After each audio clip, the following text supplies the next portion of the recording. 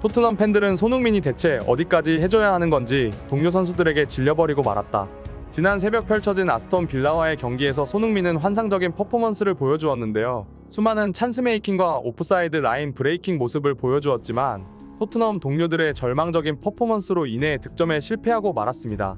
이날 경기에서 손흥민 선수는 해트트릭을 달성하고도 남을 퍼포먼스를 보여주고도 오프사이드로 3골이 취소되는 악몽 같은 상황을 접하며 토트넘의 패배를 막지 못했는데요. 일각에서는 손흥민의 라인 브레이킹 움직임에 문제가 있었다고 언급하고 있지만 영국 축구 전문가들은 비수마와 반더벤 등 손흥민과 호흡을 맞춰야 하는 선수들의 부재가 이번 경기의 핵심적인 문제였다고 지적했습니다. 그 이후로 손흥민의 이것에 반응하지 못하는 토트넘 동료들의 실력에 대해 집중 분석했는데요. 전문가들이 반박하고 나선 이것이 무엇인지에 대해 글로벌 사커에서 자세하게 알려드리겠습니다. 포스테코글루 감독과 주장 손흥민이 이끄는 토트넘은 이번 시즌 최대의 위기에 봉착하고 말았습니다. 영국 런던 토트넘의 홈구장에서 펼쳐진 리그 13라운드 아스톤 빌라와의 경기는 지난 2연패를 극복하기 위한 분위기 반등을 위해 매우 중요한 경기였는데요. 홈구장에서 펼쳐졌고 로셀소의 예술같은 중거리 선제골로 앞서 나갔음에도 손흥민의 맹활약을 받쳐주지 못하는 동료들의 퍼포먼스로 인해 2대1 역전패로 마무리되고 말았습니다. 이로 인해 토트넘은 프리미어리그 3연패를 기록하고 말았고 리그 1위에서 3경기 만에 단숨에 5위로 내려앉으며 최악의 흐름을 보여주고 있는데요. 이날 경기에서 손흥민의 맹활약으로 토트넘 동료들은 높은 득점 기회를 얻었지만 말도 안 되는 골 결정력으로 인해 패배하고 말았습니다. 특히 이날 경기 평점에서 손흥민은 평점 6.7점에 높지 못한 평점을 얻었는데 일부 축구팬들은 말도 안 되는 수치라며 반박하고 나섰고 경기 중 손흥민이 보여준 놀라운 모습들에 전혀 매칭되지 않는 지표라고 주장하고 있습니다. 이날 경기에서 토트넘은 62%의 점유율과 2.34를 기록하는 골 기대값으로 경기 내용적으로는 아스톤 빌라를 압도했습니다. 유효 슈팅도 8대5를 기록하는 등 수치적으로는 절대로 질 수 없고 아무리 못해도 무승부 정도는 기록해야 했지만 말도 안 되는 패배를 기록하고 말았는데 이번 경기에서는 주변 동료들이 경악스러울 정도로 손흥민에게 패스를 전달해주지 않았기 때문이라는 분석이 지배적입니다. 우선 첫 번째 결정적인 장면을 보시겠습니다. 전반전 시작하자마자 결정적인 찬스를 맞이하는 우도기인데요. 뒤에 눈이 달리지 않는 이상 보기 힘든 구도라고 생각할 수 있기는 하지만 우도기가 돌파에 들어가며 수비수 2명을 달고 있는 상황에서 뒷공간에 완전하게 자유로운 모습으로 내려가고 있는 손흥민에게 백패스를 전달해 주었다면 너무나도 당연하게 득점에 성공할 수 있는 장면인데요. 우도기에게 그런 것을 바라는 것은 너무 과한 기대였을까요? 축구선수의 슈팅이라고는 감히 예상하기도 힘든 홈런을 날려버리며 경기 시작부터 찬물을 끼얹어 버립니다.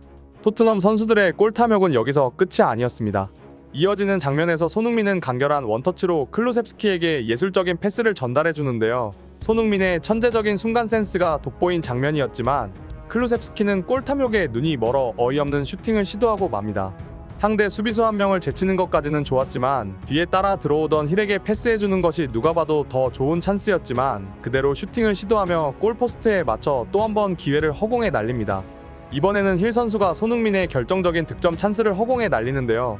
사이드 쪽에서 좋은 돌파를 시도한 힐 선수는 누가 봐도 중앙에서 돌파에 들어가는 손흥민에게 전달해주는 것이 올바른 선택지였음에도 불구하고 또 다시 골탐욕을 포기하지 못하며 골키퍼 정면으로 향하는 슈팅을 선보입니다. 이 상황에서 앞공간이 완전 프리하게 열린 손흥민이지만 동료들이 득점 욕심을 버리지 못한다면 앞으로 이번 시즌 토트넘의 행보는 쉽지 않아 보입니다. 이처럼 계속해서 손흥민에게 전달되어야 하는 공이 골탐욕으로 인해 허무하게 공격 실패로 돌아가는 모습이 계속 나오는 경기였는데 이번에는 손흥민에게 전달되는 공도 엉망진창으로 날아옵니다.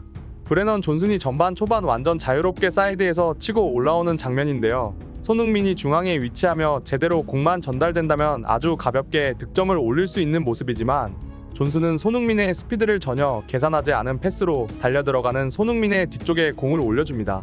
프리미어리그 수준의 윙어라면 당연히 동료의 스피드까지 고려한 위치에 공을 전달해 주어야 하지만 너무나도 어이없는 뒷공간 패스에 손흥민은 무게중심을 잃으며 공에 제대로 발을 맞추지 못하고 공을 하늘로 날려버립니다. 이처럼 손흥민의 수준에 맞지 못하는 장면이 계속되는데 경기 보는 내내 답답함이 극에 달했습니다. 이번 경기의 하이라이트인 손흥민의 오프사이드 득점 장면은 더욱 답답했는데 비수마 대신 투입된 호이비에르의 판단이 매우 아쉬웠습니다. 전문가들이 입을 모아 언급한 이번 경기에 토트넘 동료들이 손흥민의 스피드와 한 박자 빠른 움직임에 반응하지 못했다는 분석이 나오는 장면입니다.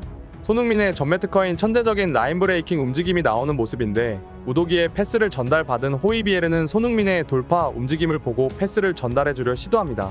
여기서 어이없게도 쓸데없는 트래핑을 한번 시도하며 흐름을 끊어먹는데, 만약 호이비에르가 여기서 쓸데없는 트래핑을 하지 않고 손흥민에게 다이렉트 패스를 전달했다면 무조건 온사이드인 상황이었습니다.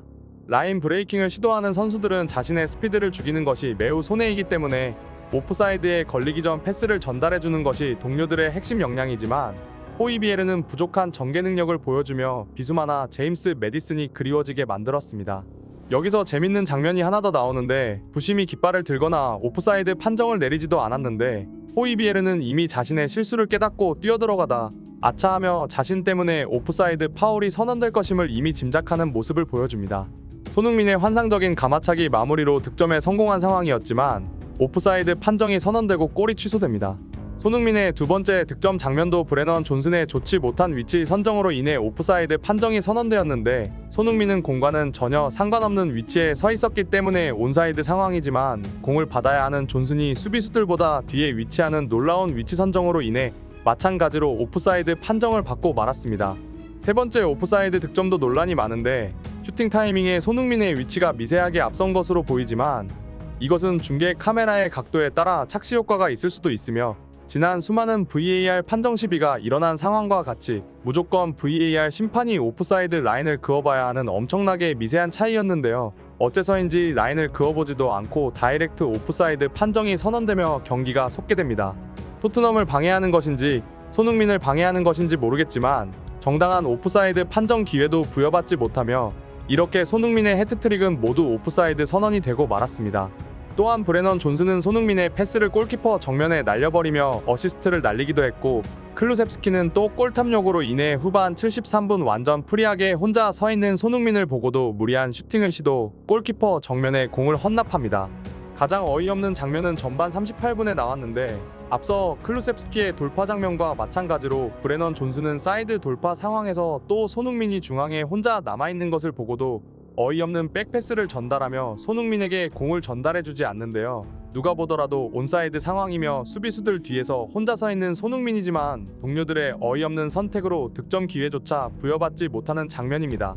이렇게 손흥민이 만들어주는 찬스들을 동료 선수들은 모두 하늘로 날려버리거나 골포스트에 맞추며 절망적인 모습을 보여주었고, 손흥민은 정당하게 패스를 받아 득점에 성공했어야 하는 모습들에서는 패스 타이밍을 맞추지 못하거나 어이없는 공간에 패스하거나 줘야 하는 타이밍에 안 주고 공을 돌리는 어이없는 퍼포먼스에 손흥민은 소위 말하는 억가를 당했다고 봐도 전혀 문제없는 경기였습니다. 시즌 초반 토트넘이 상승세를 유지하며 크게 문제되지 않았던 토트넘 동료들의 골 욕심이 이제 어디까지 가는 것인지 팬들과 전문가들은 집중하기 시작했으며, 시즌 초반에 손흥민이 말도 안 되는 골 결정력으로 토트넘을 혼자 이끌어가긴 했지만 아스톤 빌라와의 경기처럼 아예 공을 주지도 않고 자신들의 기록을 위해 이기적으로 변하고 있는 토트넘의 현 상황을 포스테코글루 감독은 어떻게 바꿀 것인지 귀추가 주목되고 있습니다. 오늘의 소식 이만 마치겠으며 구독과 좋아요는 영상 제작에 큰 힘이 됩니다. 시청해 주셔서 감사합니다.